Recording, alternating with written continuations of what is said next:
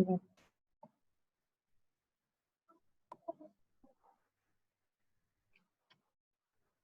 All right, guys.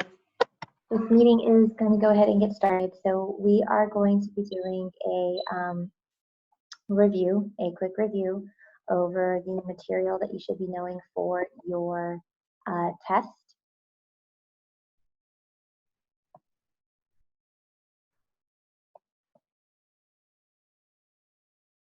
Okay.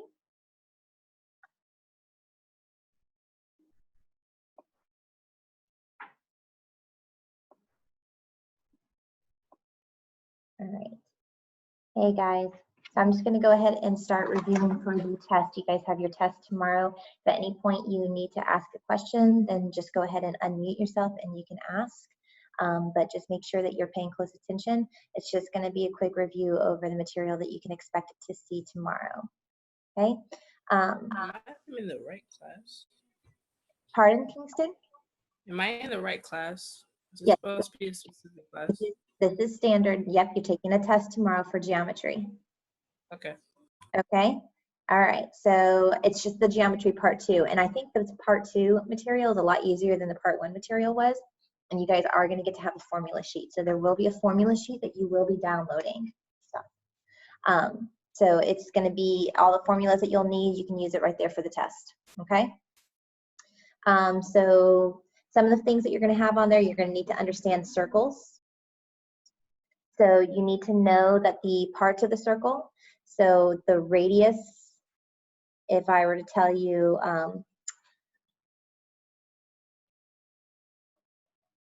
that this was the radius, that's your half measurement, and then the long measurement, which kind of looks like it's twice the size of the radius because it is, that's your diameter. Right and sideways, sorry. Okay, and then the entire measurement around it is circumference. So you need to understand that in order to find your diameter, you're going to have to double the radius, so do 2 times r. In order to find the radius, you're going to have to take the diameter and divide it by 2, or take half of the diameter. So you need to understand how to do those things. So if I said, hey, the radius is equal to 6, that means that the diameter would have to be equal to 12, right? 6 is half of 12, 12 is twice the size of 6. So you would need to understand that kind of thing. You'll need to understand how to find circumference. So let's say that we have a circle and it's got the radius being, I don't know, we'll say 10 inches. So if the radius is 10 inches and you need to find circumference, you need to remember that the circumference formula can be found by taking the diameter and multiplying it by pi, which is 3.14. So in this case, if the radius happens to be 10, so the radius here is 10, then that means that the diameter is going to be 20, right? Diameter would have to be twice the size of the radius. So if we do the whole entire thing, that would give us 20. All right, and then we're going to multiply that by 3.14. So multiply 20 times 3.14, and then you'll get your circumference. So the circumference in this case would be equal to 62.8, and that would be inches. Okay, likewise, you need to know how to be able to find the area of your circle as well. So let's take that same problem, that if this is 10 inches, again, this is the radius.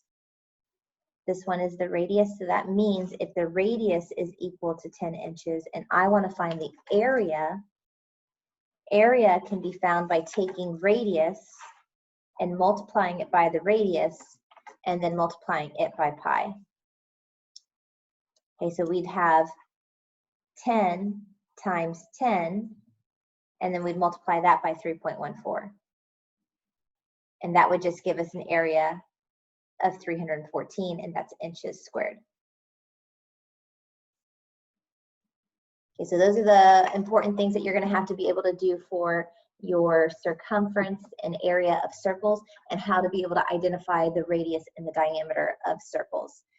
So circles is a really key part for what's going to be on your test. You're going to have actually a large portion of your test tomorrow is based off of circles. So identifying whether or not you have the radius or you have the diameter, identifying how to be able to find circumference given radius or given diameter, how to find the area given radius or given diameter.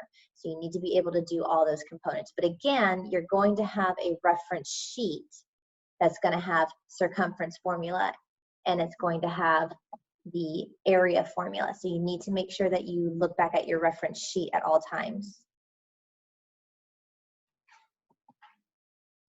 All right, so now let's go ahead and take a look at the next portion, which is the composites.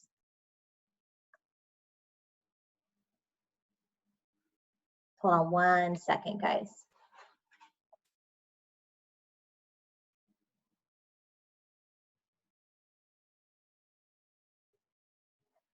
I'm just wanting to make sure that am I connected? So Kingston, can you tell me if you can hear me? Yes. Okay, I just want to make sure because my internet just said it was running, it was low, so I didn't know if I was still on. Okay, all right, thank you. So composite. So if we're talking about composite figures, the only ones that you're going to need to focus on are going to be combinations of rectangles and triangles, or rectangles and rectangles. So you need to make sure you remember that a rectangle can be found by multiplying your base times your height, and that a triangle can be found exactly the same way, except you'd have to divide it by 2. Base times height, and then divide it by 2. So it's important that you remember those formulas, rectangles and triangles. So you might be given problems in which you have a rectangle and maybe a triangle that's paired with it. Okay, so let's say that we have a rectangle. Let's say this entire measurement down here, this entire thing is 26 feet. And this portion up here, we'll say is 19 feet. And maybe this is 4 feet. Okay, so in order to do a problem like this, you need to split it up into its parts. Okay, so we have this first part, which is our rectangle. And the base of this rectangle is going to be 19. And then the height of this rectangle is going to be 4. And you just have to do 19 times 4. And 19 times 4 is going to give you, let's see here, we've got 36, 7, so 76. And that would be feet squared. Okay, then we've got the triangle. And for the triangle, the base isn't given to us, but we are told that this whole entire thing is 26 and that this top part is 19. So if I take 26 and subtract 19 away from it, that's going to give me 7 for the base of the triangle. And then the height of the triangle is still the same as the height of the rectangle. And then I would have to multiply 7 times 4, but then divide that by 2. Well, 7 times 4 is going to give me 28. 28 divided by 2 is going to give me 14. So I now have 14 feet squared. And then because it's a composite, I'm going to add those areas together. So 76 plus the 14, and that's going to give me 90 feet squared. So you just have to know how to break your shapes apart into segments. Just break them apart, find their specific areas, and then combine those together. Okay? Any questions so far? Do we write it? If you want to write it, you can. This is just a review for you guys. You don't have to.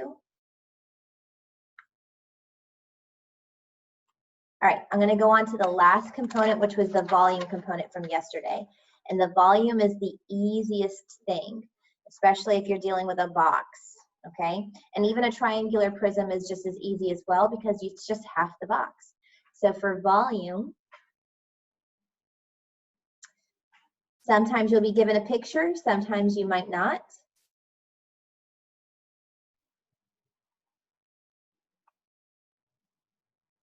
Okay, so here's just a quick box. Maybe this is 2 inches by 1 inch by 3 inches. So 2 inches by 1 inch by 3 inch. So this measurement right here would be my length. So 2 inches. This measurement right here could be my width, which is 1 inch. And this measurement right here can be my height, which is 3 inches. Okay, so then all I have to do is multiply 2 times 1 times 3. And 2 times 1 times 3 is going to give me 6. So I have 6 inches cubed. It's cubic. Volume is always to the third power. So 6 inches cubed. Okay, we'll do another real quick one. That's a word problem. If I have a box that is 5 feet by 2 feet by 2 feet, and I want to know what is the volume. So all I'd have to do is multiply all 3 measurements together. We would just do 5 times 2 times 2.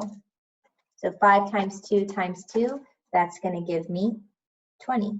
So we have 20 feet cubed.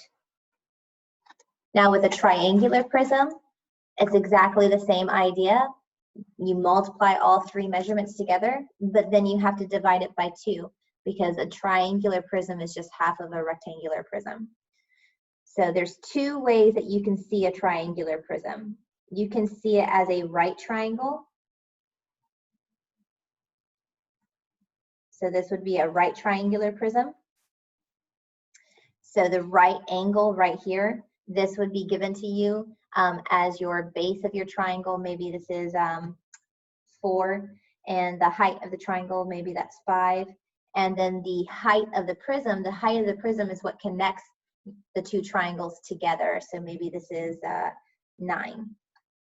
So then all I would have to do again is take all 3 of these measurements here and multiply them. So I would do 4 times 5 times 9. But then at the very, very end, I have to divide by 2. Because of the fact that it is a triangle, the triangle has to be divided by 2. Okay, and that would just come out to being 90. And it's 90 units cubed. So that's one way that you could see a triangular prism. Another way that you might see a triangular prism drawn for you, instead of it being a right triangle,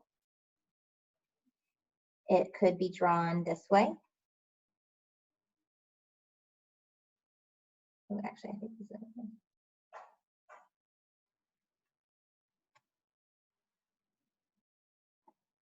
Okay, so in a case like this is not considered to be a right triangle. Maybe I have my base measurement down here being 10, and when they have the height of the triangle, they're going to have a dotted line inside of the triangle that leads you from the base up to the very, very top. Okay, so it'll lead you from the base to the very top point of your triangle. That would be considered to be a height. So they'll have a measurement written for there. Maybe this is 6. And then the height that connects the triangles together, maybe that's 20. Okay, so then again, it's the same idea. You just take all of these measurements, multiply them together, the base of your triangle, the height of your triangle, the height of your prism.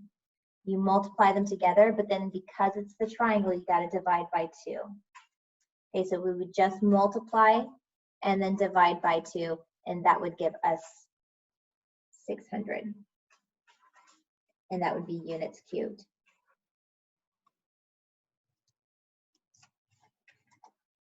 All right. Are there any questions about what you can expect to see on your test? And again, if you came in a little bit late, it's perfectly fine.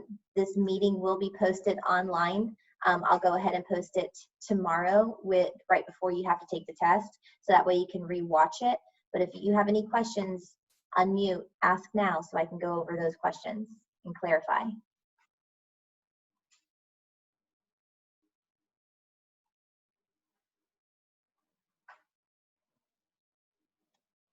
Okay, so I'm going to take the silence as everybody's okay. So you can go ahead and log off and then just look for the code tomorrow for your test.